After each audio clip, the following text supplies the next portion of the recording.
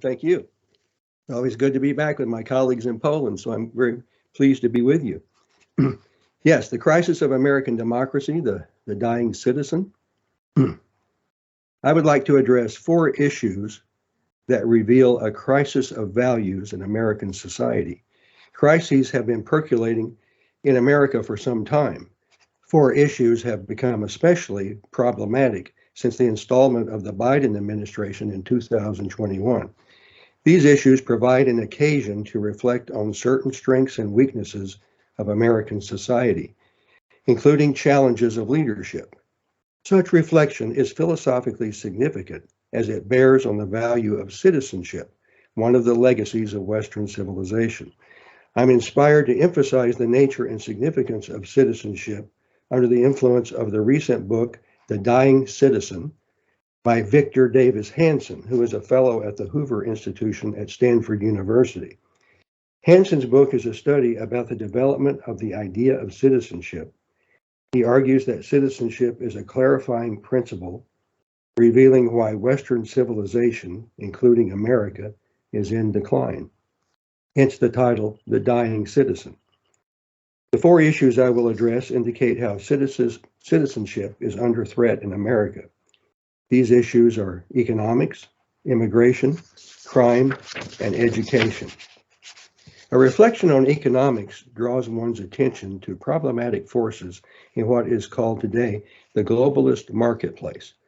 Of course, nowadays one cannot dwell on economics without ruminating about inflation, which now troubles America. Of course, American inflation is worrisome, not just for Americans, but for the entire international community, since the United States owns the default currency, the International Exchange Rate Standard. Unfortunately, the United States is suffering its worst inflationary spell in 40 years, which last occurred during the time of the Jimmy Carter presidency, that was 1977 to 1980, a term of painful memory in America on account of burdensome inflation. Our current inflationary malaise is frustrating because it need not have happened. Despite the pandemic, the Trump administration never recorded an inflationary period. When Trump left office, inflation was below 3%. Now inflation is approaching 9%. The economy began to take a downturn from Joe Biden's first day in office, when by presidential fiat, he put a stop to the Keystone Pipeline and oil exploration and leasing. This he accomplished by executive order, a presidential edict that does not require congressional approval. Historically, presidents have exercised executive orders sparingly, but Biden has increased the number exponentially. The original constitutional idea is that an executive order would be temporary, a tactical measure to meet some immediate needs, deferring to a time when Congress could deliberate the matter. But Biden's agenda is to keep his orders perpetual to satisfy his base of progressive supporters and donors. An observation that brings to mind Ronald Reagan's humorous remark that in this world, the closest thing to eternity is a temporary government program. Biden's policies have negatively influenced inflation. Biden blames Putin for inflation, but the rate of inflation was escalating well before Putin invaded Ukraine. By shutting down the Keystone Pipeline and by restricting oil leasing and exploring, gas prices have increased, adding to inflation felt by citizens' fuel needs. Under Trump's guidance, the U.S. had become energy independent, but Biden's policies have discouraged the fossil fuel industry, partly the result of a national and international agenda to replace fossil fuels with green versions of energy. Of course, the development of alternative fuels is an admirable goal, but if not managed intelligently, economic strains like inflation are likely to result. Of course, today economic issues are under the influence of globalist agendas, and green energy is certainly a globalist crusade. It is hard to overestimate the impact of globalism on American economics. Today, one must appreciate that economics is affected by values that excite globalists. Internationalist interests in economics, not surprisingly, don't give priority to local economics. This is a question of values. It means that economics is no longer constrained by the Christian principle of subsidiarity, and accordingly is indifferent to regional markets and local economic ecosystems, and even lays waste to customary and national sovereignties, eliminating their charms and traditions. The transformation of economics from the life of local markets and national interests to international marketplace exchanges is discussed brilliantly in a book titled Why Liberalism Failed by Patrick Deneen, a professor of political science at Notre Dame University.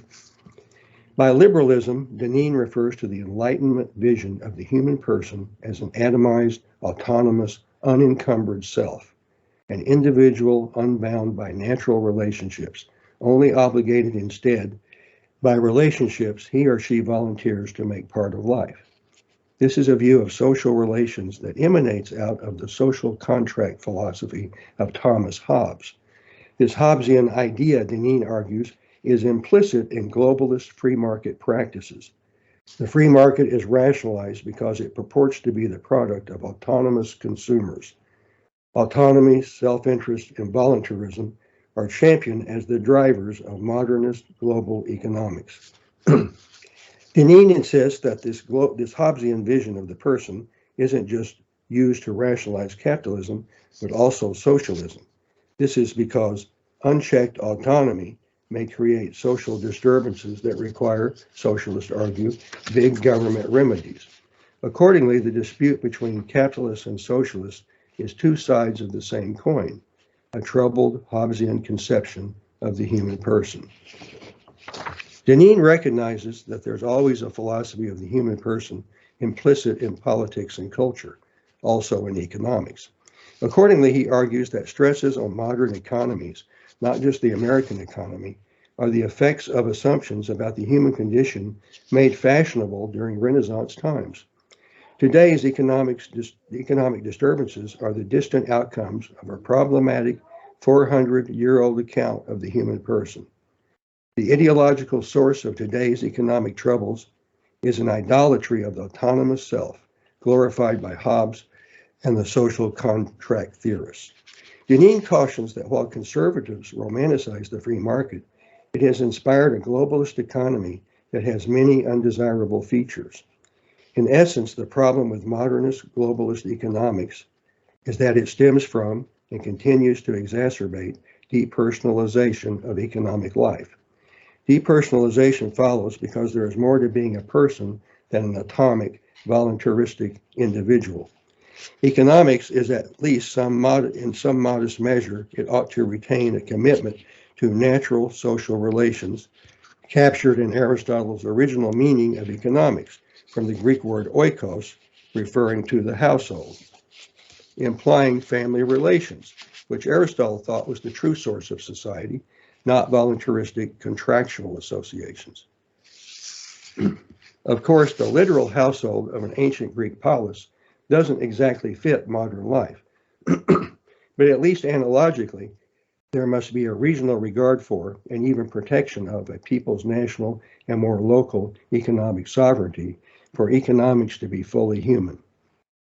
Once swept up into globalist impersonal markets, rationalized in the name of the free market, a society's unique cultural identities can be ignored and eroded. A case in point is the harm caused by leaders who benefit from uncritical homage to Chinese economic influence, thanks in part to Richard Nixon securing a relationship with Mao Zedong in the late 1960s.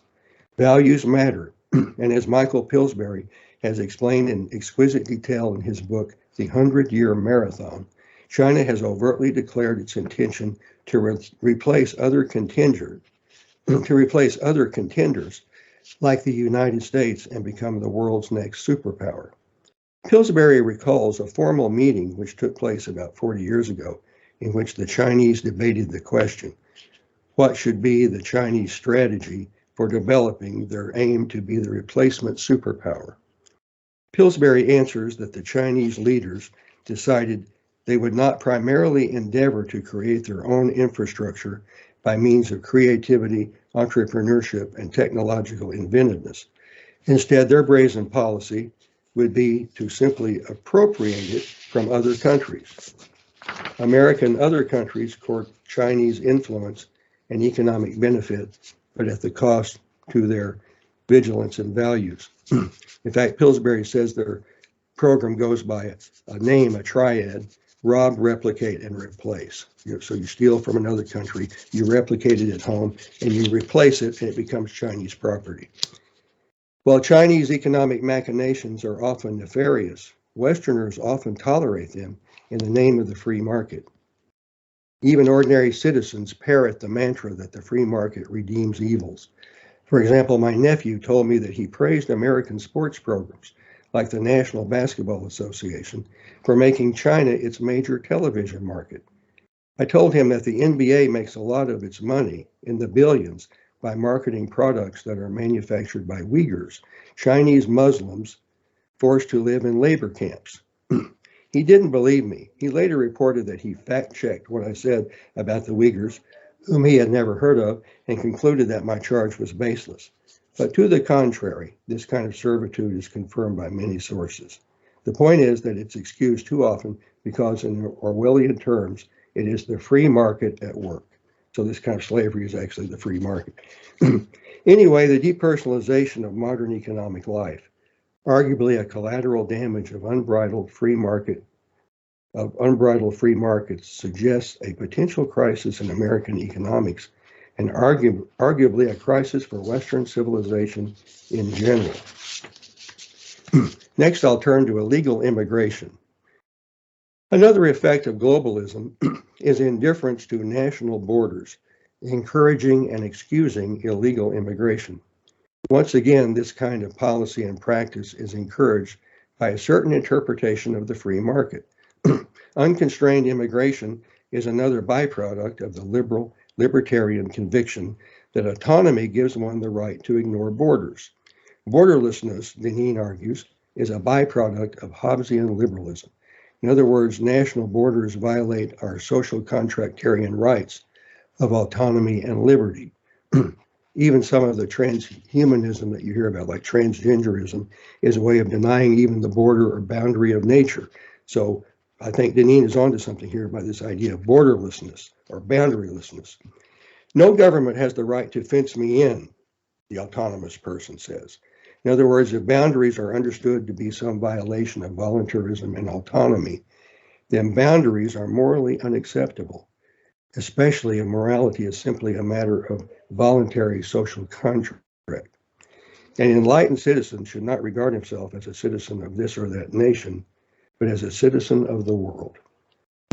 This principle of borderlessness gives politicians an excuse to ignore, if not encourage, illegal immigration.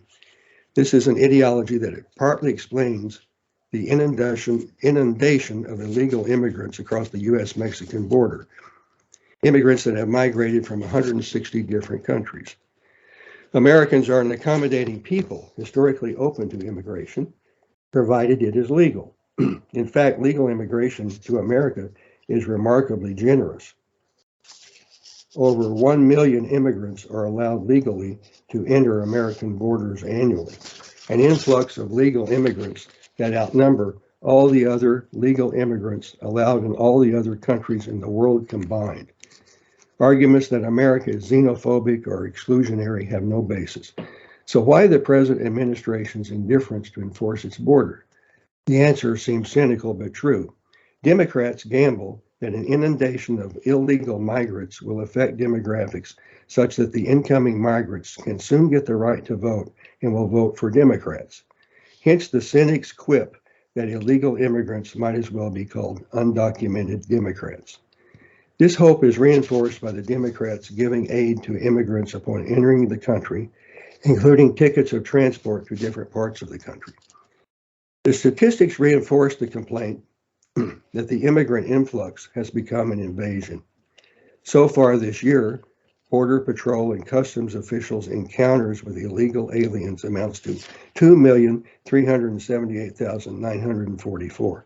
Double that number, and that sum is how many illegals have entered America since Biden took office in January 2021. When asked, illegals credit Biden for permission to enter the country. The open border is a Biden policy. He owns it, a fact that sharply contrasts with Donald Trump's success at the border. During his tenure, the border was more secure than it had been in 4 decades, despite his inability to convince Congress to fund building a wall, a border wall. In contrast to Trump's border success, Biden's failure has provoked the ire of Republicans and Democrats alike, including Hispanic citizens, who resent the persistent media pronouncement that Hispanic citizens support illegal immigration because they share an ethnic kinship with other Hispanics. This lie has begun to fester among Hispanics, inspiring many to leave the Democrat Party.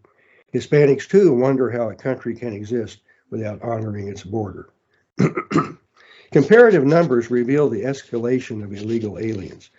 Border Patrol and Customs authorities report that in September of this year, 227,547 illegals crossed the southern border. In September of 2021, it was 192,000. In September of 2020, 57,000. For September of 2019, the total was 52,000. Among these numbers are 98 apprehensions who are named on the International Terrorist Watch List. In addition, last month, 67,000 migrants entered the country without being identified at the border, so-called gotaways. So that means there are 2,000 people that enter a day into the United States. They're not encountered in any way by Border Patrol. Then you add that to the 5 million that have entered otherwise, you can see there's a crisis. Moreover, a disturbing figure is that 856 immigrants have died crossing the border, a statistic that undercuts the Democrats' claim that they are the party of empathy. Lack of empathy brings to mind another outrage, the horrendous influx of deadly drugs across the border, finding their way into all 50 American states, evoking the repeated remark that every state is now a border state.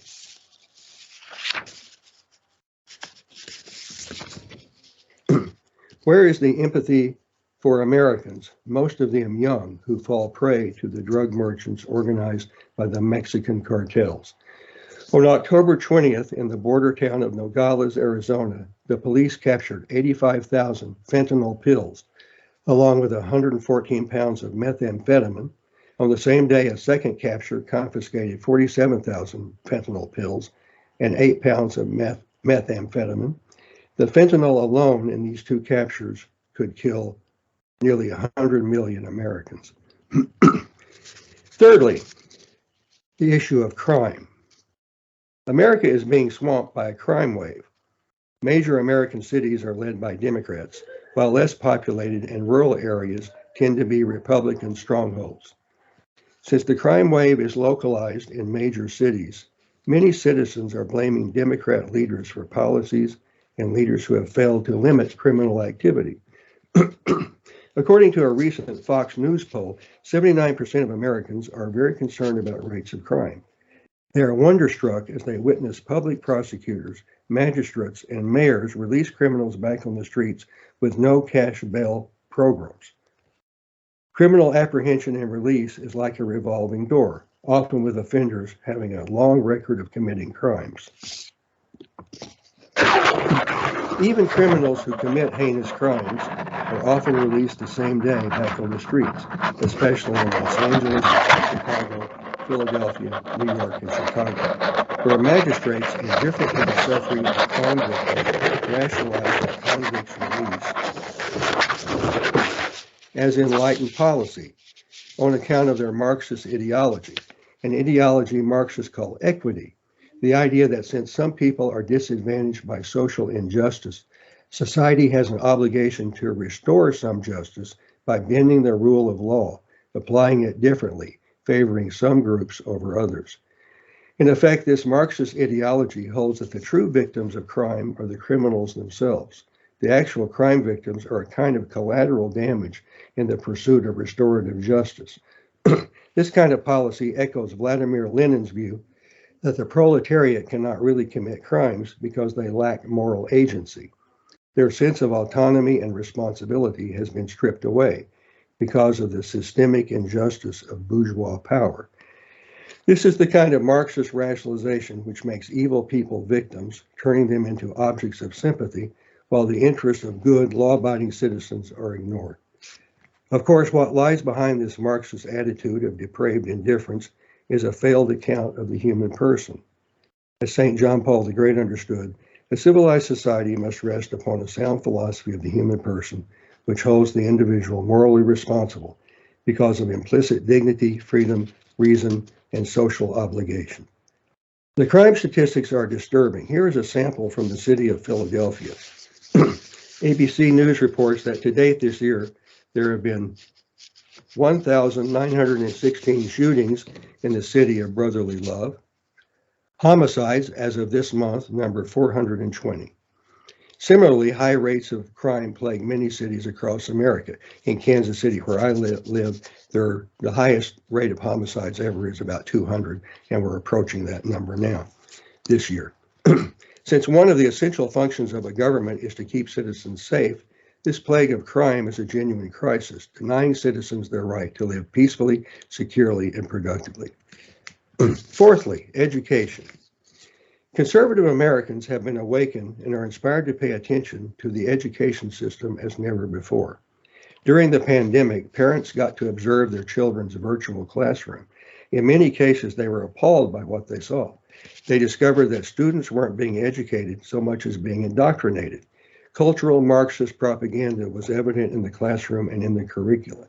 Cultural Marxism, in the form of critical race theory, a racialized and pernicious version of Frankfurt School critical theory, has been poisoning the minds of American students, trying to teach them to hate America and Western civilization. A means to these outcomes is the cultivation of an institutionalized bigotry against white people, championed in the writings of Ibram X. Kendi, Robin DiAngelo, and many others, who argue that in order to defeat racism, in order to become an anti-racist, you have to be a racist, at least for some time, through political policy. Generations ago, Marxists figured out that if educators corrupt the schools, they can transform society. This has become a kind of policy and practice among American educators, especially with the approval, sometimes explicit, sometimes tacit, of the teachers' unions. Part of their aim is to change the civil society by undermining the traditional Judeo-Christian morality. Additionally, they seek to subvert esteem for the nuclear family, in accord with Marx's aim prescribed in the Communist Manifesto. To accomplish this, there are no boundaries of debauchery, depravity, and deconstruction that some educators will not breach. Taboos that would have applied even in the recent past are being tossed aside. Now there is talk among educators to normalize pedophilia, calling pedophiles minor attracted persons. That's the new nomenclature, with the acronym MAPS, M-A-P-S, minor attracted persons. This rationalization occurs as leftists manipulate language, which is the strategy of choice to obscure their social harms. In his book, Speechless, Michael Knowles explains in detail how this nomenclature game is played. An example is how the left manipulated language about abortion. It was first called abortion, then it became the pro-choice movement. Lastly, it became women's reproductive health. It's just a way of linguistically sanitizing the fact that you're killing a baby, an unborn baby.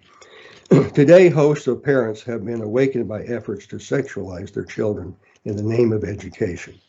Explicit sex literature is now routine content in schools, even for children of very early ages. An outrageous fashion is what educators call drag queen story hour, in which schools sponsor transvestites to come into the classroom, interchange children, some of them at the earliest primary school age, all in the name of sex education. What used to be called vile corruption of children is now celebrated as an enlightened form of sex education. When parents complain, the education establishment dismisses them, declaring that educators know better than parents how to rear children. The good news is that this kind of outrage has awakened parents across the country. Parents have become a movement unto themselves, demanding that society restore its respect for parental rights, integrity of the family, and innocence of children. The Biden Justice Department has become worried about the discontent of parents, so much so that they have weaponized the FBI, declaring that some parents are domestic terrorists. These issues indicate that many Americans are demoralized about their standing as citizens, a consideration that inspired Victus Davis Hanson's monograph, The Dying Citizen, that I referred to earlier. The citizen is witnessing the effects of globalist economics with its undermining of the middle class. The citizen is being replaced by an immigrant population that will change America. Citizens worry they will be victims of rampant crime. Citizens worry for the future of their children and grandchildren as they are subjected to Marxist and degrading indoctrination in the schools. Citizens somehow need to find a way to take their country back. Thank you.